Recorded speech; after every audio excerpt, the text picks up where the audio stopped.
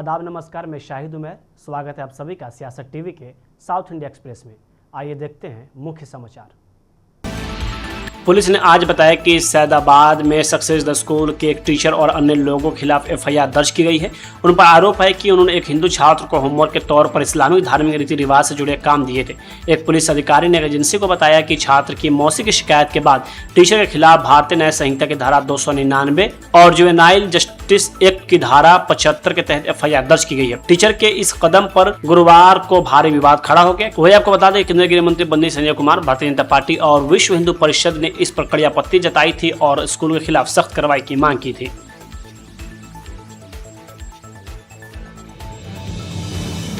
तेलंगाना सरकार ने आज नई कर्मचारी स्वास्थ्य योजना शुरू की, जो 17.88 लाख सरकारी कर्मचारियों, पेंशन भोगियों और उनके आश्रित परिवार के सदस्यों को कैशलेस और पारदर्शी स्वास्थ्य सेवाएं प्रदान करती है। डिप्टी चीफ मिनिस्टर मल्लू भट्टी मार्ग और हेल्थ मिनिस्टर दामोदर राजनरसिम्हा ने डॉक्टर BR अम्बेडकर तेलंगाना सचिवालय में इस स्कीम की शुरुआत की।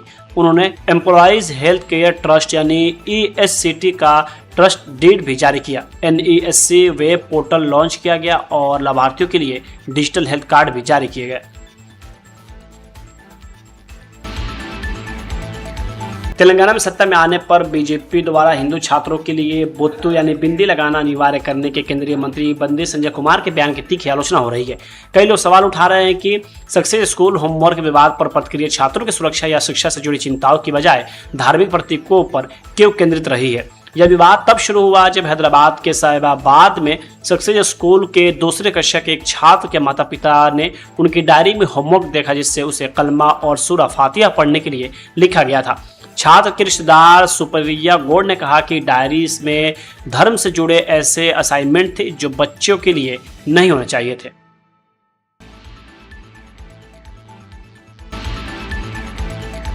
हैदराबाद में स्कूल में कलमा होमवर्क के विवाद पर कांग्रेस नेता V हनुमंतराव ने कहा कि एक मुस्लिम टीचर बच्चों को कलमा पढ़ने के लिए मजबूर कर रहे हैं। यह एक धार्मिक मामला है और वे इसे बच्चों को सबक सिखाने के बहाने कर रहे हैं। इस तरह मजबूर नहीं करना चाहिए। सरकार को इस मामले को बहुत गंभीरता से लेना चाहिए। अगर ऐसा ही चलता रहा तो कल दूसरे लोग भी जवाब में हिंदू भावनाओं को भड़काना शुरू कर देंगे, जिससे अराजकता फैल सकती है।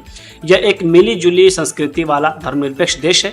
हर किसी को अपने अधिकार हैं और वे अपने घरों में जो चाहे कर सकते हैं, लेकिन किसी शिक्षक संस्थान के अंदर नहीं।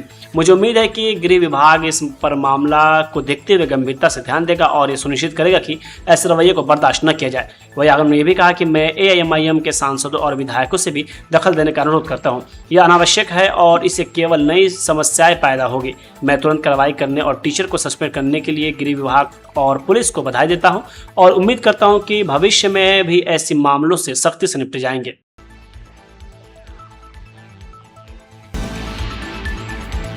TVK पर कथित तौर पर विधायकों की खरीद फरोख्त के आरोपों को लेकर DGP को शिकायत सौंपने के बाद AIADMK के राज्यसभा सांसद IS इनबाई दोरई ने कहा कि आज हमने डायरेक्टर जनरल ऑफ पुलिस यानी DGP को शिकायत दी और इस मामले में दखल देने की मांग की है। हमने 30 मई को ही विजिलेंस और एंटी करप्शन डायरेक्टरेट को शिकायत दी थी। शिकायत देने के बावजूद उन्होंने अब तक कोई कार्रवाई नहीं की है, इसलिए हम DGP से इस मामले में दखल देने और कानून के मुताबिक कार्रवाई करने की मांग कर रहे हैं। सरकार TVK चला रही है। TVK के पास सिर्फ 107 सदस्य हैं। उन्होंने पार्टी को खरीदा है, विधायकों को नहीं। उन्होंने पार्टी को ही खरीद लिया है। कर्नाटक के CM DK शिवकुमार ने कहा कि AICC ऑफिस हमारा मंदिर है, हम इसी के साथ बड़े हुए हैं। मंदिर में आकर जनरल सेक्रेटरी से मिलना मेरा फर्ज है। आज बेंगलोर GBA के लोकल बॉडी चुनाव पर सुप्रीम कोर्ट का बड़ा फैसला आया है। हम इसके किसी भी हाल में टालेंगे नहीं। हम न सिर्फ चुनाव बल्कि जिला पंचायत, तालुक पंचायत, ग्राम पंचायत और सभी म्युनिसिपल कॉरपोरेशन के चुनाव भी पूरे करेंगे। मैं यह सुनिश्चित करूंगा कि इस दिसंबर तक सभी चुनाव पूरे हो जाएं। मेरा फर्ज है कि नए युवाओं को मौका मिले।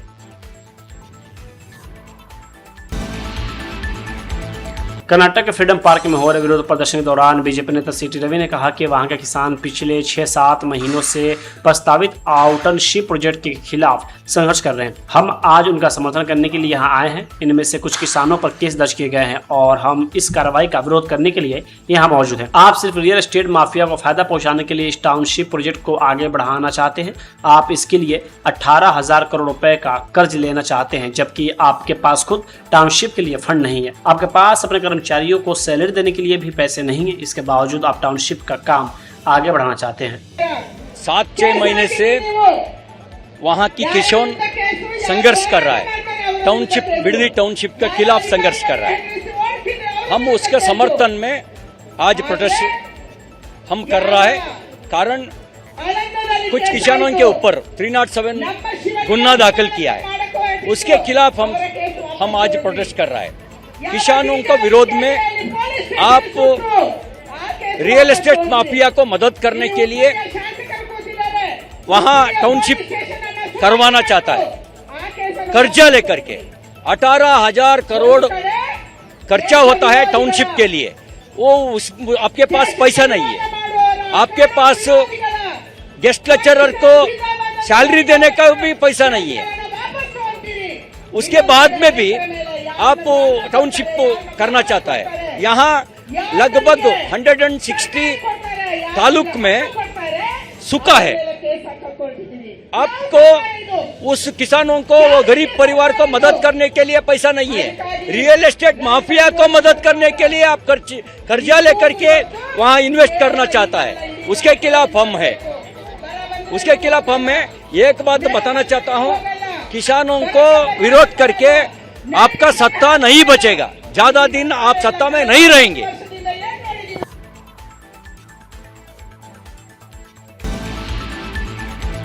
कांग्रेस नेता पवन खेड़ा ने कहा कि हम सभी सोनम वांगचुक की सेहत को लेकर चिंतित हैं। हमारा सामना एक ऐसी सरकार से है जो बहुत ही असंवेदनशील है और लोकतांत्रिक विरोध की भाषा नहीं समझती। ऐसी सरकार के सामने विरोध के तरीके में बदलाव लाना होगा। इस सरकार के खिलाफ अपनी जान जोखिम में डालने से कोई नतीजा नहीं निकलेगा। जैसा कि आपने देखा, हमारे संगठन महासचिव श्री केसी वेणुगोपाल जी ने भी एक ट्वीट किया। सोनम वांगचुक जी के स्वास्थ्य को लेकर हम सबको चिंता है और एक बहुत संवेदनहीन सरकार ऊपर बैठी है जो लोकतांत्रिक विरोध की भाषा को नहीं समझती। ऐसी सरकार के सामने विरोध का तरीका बदलते रहना चाहिए। हमें इनकी चिंता है स्वास्थ्य की, जो बच्चे बैठे हैं उनकी भी, कि आप अपनी जान को जोखिम में डालकर इस सरकार से कुछ हासिल नहीं कर पाए। धन्यवाद। सर, एक सवाल ऐसा है कि आज राहुल गांधी भी 15 जुलाई में कर रहे हैं प्रोटेस्ट इसी मुद्दे को लेकर, कहीं न कहीं कांग्रेस से देरी हुई, ऐसा नहीं, हम अपना प्रोटेस्ट कर ही रहे। नहीं, अभी इसमें रहने दीजिए, एंगेज की देखिए, हम इसमें पूरा प्रोटेस्ट कर रहे हैं। कांग्रेस पार्टी छात्रों की गूंज, बहुत अरसे से हमारा एक कार्यक्रम चल रहा है। हर सड़क, हर गली, हर कैंपस में हमारे लोग सक्रियता से इन मुद्दों को बहुत अच्छी तरह से उठा रहे हैं, न केवल धर्मेंद्र प्रधान के इस्तीफे को लेकर, लेकिन कैसे एग्जाम ट्रांसपेरेंटली हो, वेंडर, प्रिंटर, ट्रांसपोर्टर, हर चीज का ऑडिट सार्वजनिक हो और डेडलाइन सबकी तय हो जाए कि इस दिन एग्जाम होगा, इस दिन उसका परिणाम आएगा, इस दिन प्लेसमेंट्स होंगी, इस दिन ज्वाइनिंग होगी। हमने कई मांगे सामने रखी और छात्रों की गूंज के माध्यम से हम उन मांगों को दोहरा रहे हैं। देहरादून में राहुल गांधी की छात्रों की गूंज कार्यक्रम पर कांग्रेस सांसद जयराम रमेश ने कहा कि देहरादून में छात्रों की गूंज कार्यक्रम कोटा के बाद छात्रों के साथ राहुल गांधी की दूसरी जनसभा है। जहां कोटा का कार्यक्रम कोचिंग सेंटरों पर केंद्रित था, वही यह कार्यक्रम पेपर लीक के मुद्दे पर केंद्रित है। सिर्फ नीट के बारे में नहीं, बल्कि इसमें CBSE और CUET सहित व्यापक परीक्षा प्रणाली भी शामिल है और देश भर में ऐसी ही जनसभाएं आयोजित की जाएंगी। छात्रों की गूंज है, ये दूसरा सम्मेलन होगा उनका, पब्लिक मीटिंग। पहले तो कोटा में हुआ था कोचिंग सेंटर को लेकर, आज देहरादून में हो रहा है पेपर लीक को लेकर, और दो तीन ऐसे जनसभाएं होंगी।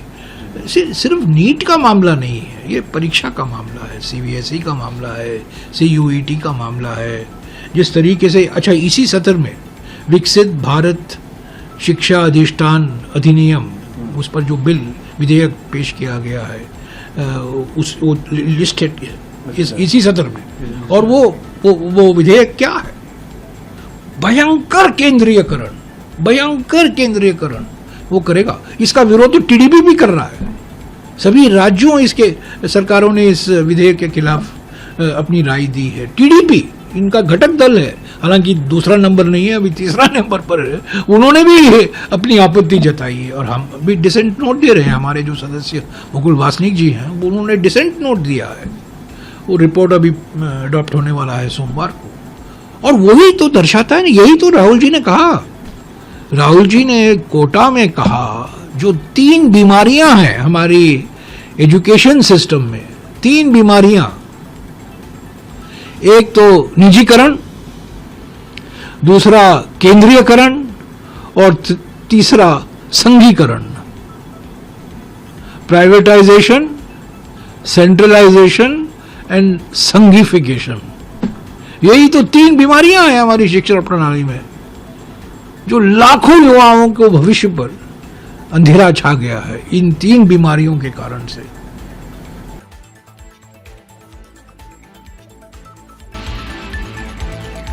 आने वाले संसद के मॉनसून सत्र पर कांग्रेस सांसद नासिर हुसैन ने कहा है कि यह सरकार आम सहमतियों में विश्वास नहीं करती, यह अपनी मर्जी थोपने और मनमानी करने में विश्वास रखती है।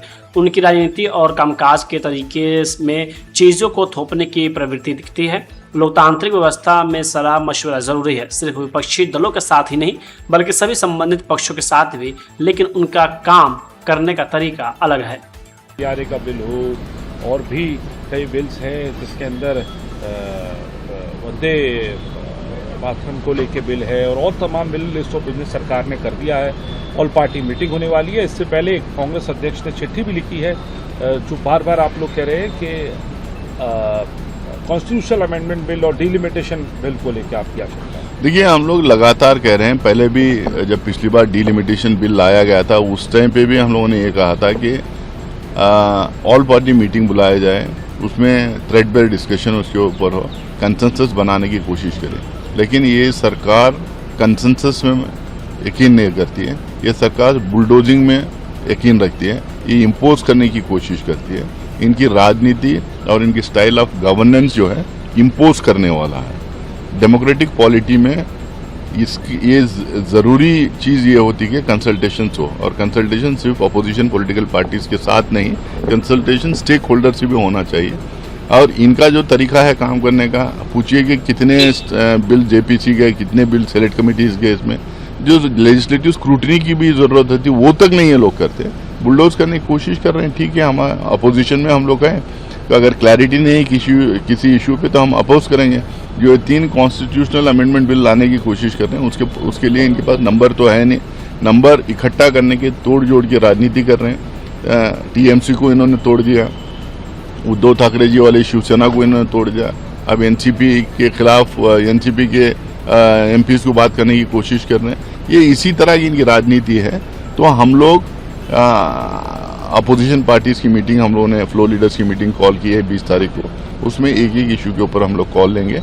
और हमारे अध्यक्ष श्री मल्लिकार्जुन खड़गे जी ने चिट्ठी भी लिखी है कि ऑल पार्टी मीटिंग बुलाया जाए, उसमें कंसेंसस करने की कोशिश करेंगे। सर, एक और विषय ये है कि जब आप लोग कहते हैं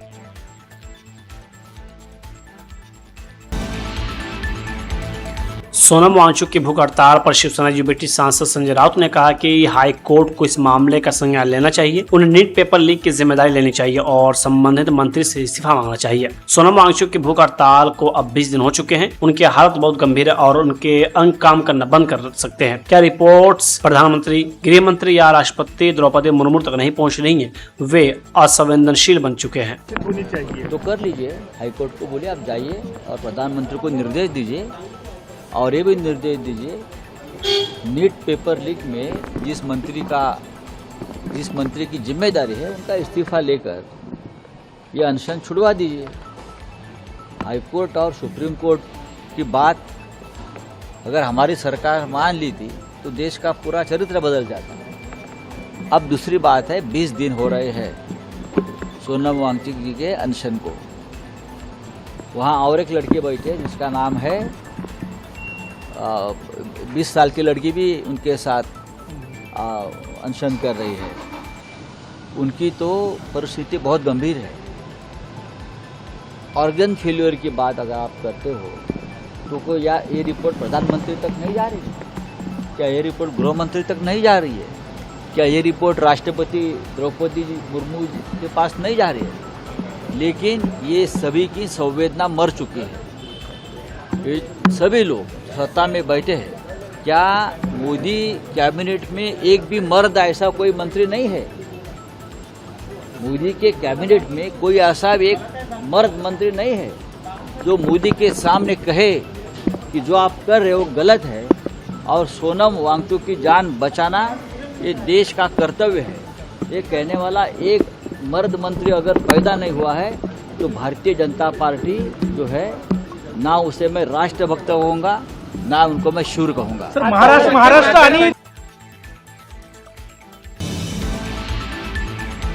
साउथ इंडिया एक्सप्रेस यहीं होता है समाप्त। मुझे दी इजाज़त, बाकी खबरों के लिए बने रहें सियासत टीवी के साथ।